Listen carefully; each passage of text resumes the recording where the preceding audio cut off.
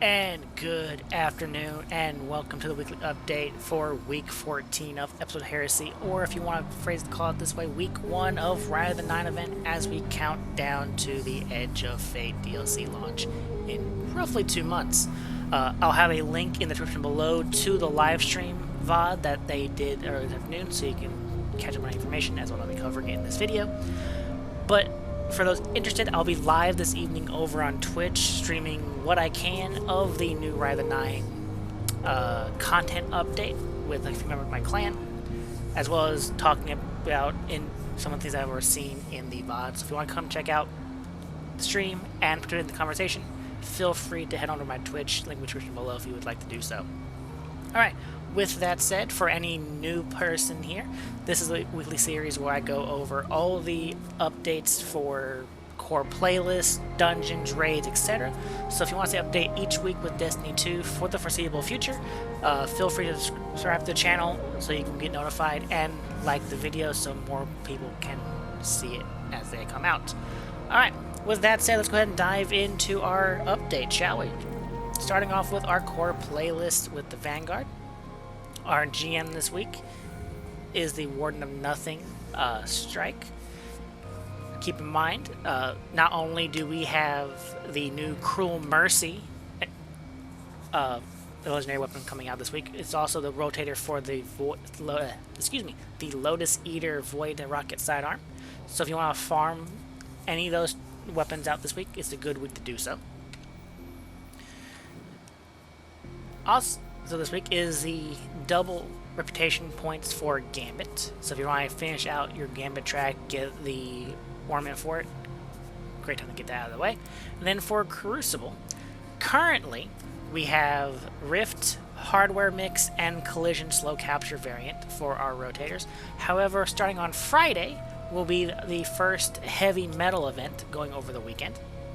With that, it'll be the activity that will be using Sparrows, mechs, and I can't think of the Fallen vehicle at the moment. But that'll be coming out this Friday with its own event track as well, and it is free for all players. So it should be interesting to check out. Alright, for our rotators, starting off with our raids, over in the Legends tab, we have the King's Fall raids. So if you're trying to farm out Touch of Malice, this is a good week to do so. And then our second raid is over on the Moon with the Garden of Salvation. So if you're trying to get, Divinity or any of the raid weapons that are crafted, good time to get that knocked out. For our dungeons, starting off in the Dreaming City, we have the Shattered Throne. So if you're still trying to complete the Wish Ender Bow quest, good time to get that out of the way. And then back on the Moon for Duality, if you're trying to get the Heart Shadow Exotic Sword. Alright, then up in the Legends tab for our exotic mission, we have the Star-Crossed for the Wish Keeper Bow. If you're trying to get any of the catalysts for it, or just to run it for the Pinnacle, good one to run. Alright, for our stuff in the Pale Heart, the weekly co-op mission is the Ascent. Don't forget, there's going to be an enemy in various areas that you need to shoot the front and backup at the same time, so make sure you bring an ally, as well as shoot various nodes in areas to be able to progress further in the mission. And then the daily matchmaking overthrow is up here in the impasse, so if you try and get a good roll on your exotic class item or a good roll on an Ergo Sum sword, great zone to farm it out in. Alright. Over in the Dreaming City for our Ascendant Challenge this week is going to be down in Athenian's Rest with Ouroborea. It's also the strongest Curse week if you're trying to get anything knocked out there.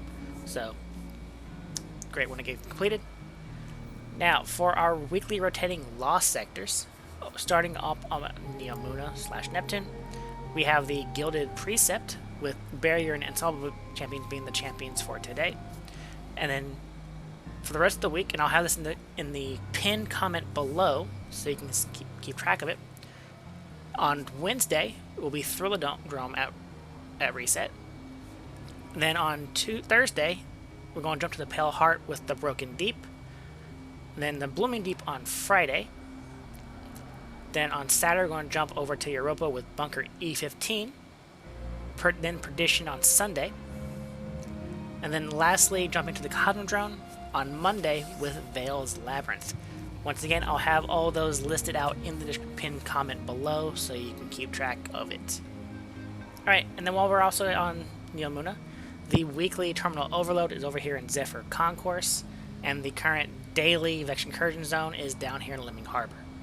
And by chance? No, it's not. Alright. That is it for our weekly rotators. Now we're going to dive into our weekly seasonal challenges for week 14. So we first start off with Dread Reckoning. Defeat Dread combatants anywhere in the system. Additional progress granted in episode heresy activities. At this time, I do not know if Rite of the Nine stuff will count. I know with this week being Spire of the Watcher, there's no Dreads, nothing to worry about on that front. But for future ones, who knows? By Heart, in the Pale Heart, complete patrols, public events, and loot lost sectors. Popping Off, break combatant shield with matching damage in Vanguard or Gambit playlists. Ethereal Might, defeat targets with Arc, Strand, or Void subclass equipped in Gambit. Bonus progress is granted for ability final blows and defeating Guardians. And then lastly, Darkest Nightfall. Complete any Nightfall on advanced difficulty or higher. Bonus progress is granted for completing Nightfalls above advanced difficulty. Alright. And that is it for the seasonal challenges of the week. Now lastly, let's go ahead and dive into the Eververse store. For anyone new here, I only cover brightest offerings and nothing with silver. So nothing to worry about, it's all earnable by playing the game. Alright, so starting off with the first page. We have the Manicured emote.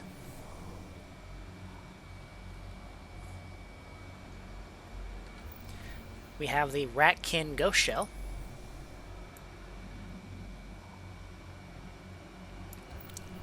The Baterius Entrance Transmat effect. The Sauridian Chill shader.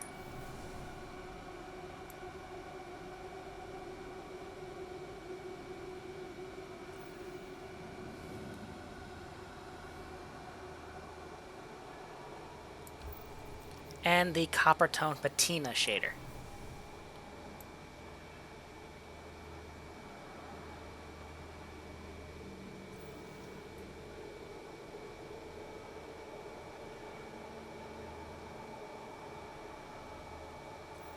Alright.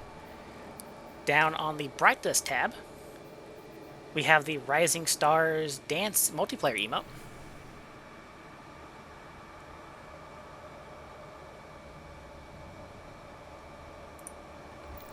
We have for the Warlocks, the Sovereign Signal Wet Warlock ornament for the Crown of Tempest.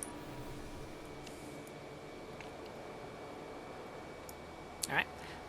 Then on Hunter is going to be the Astro Strides ornament for the Stompies, exotic foot armor. And then for Titans is the Execute Revival armor set for the Phoenix Cradle, exotic armor. Alright. Then we have the Wanderer's Ghost Shell.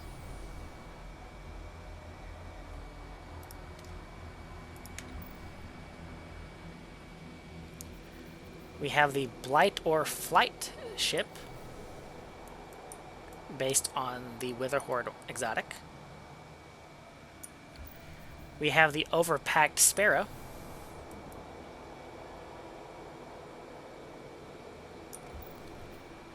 The Strider's Pinion weapon ornament for the Vigilance Wing.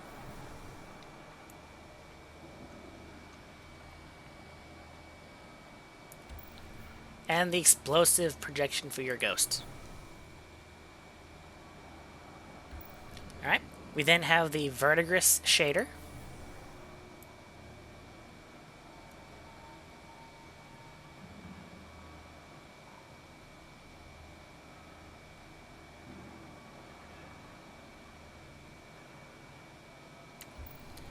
The Lion's Pride shader.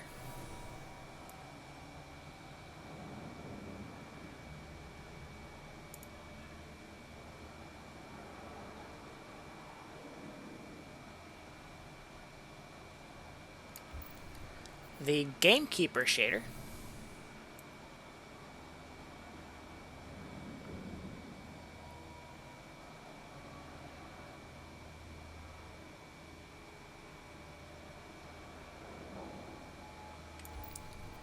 and the Spark of Joy shader.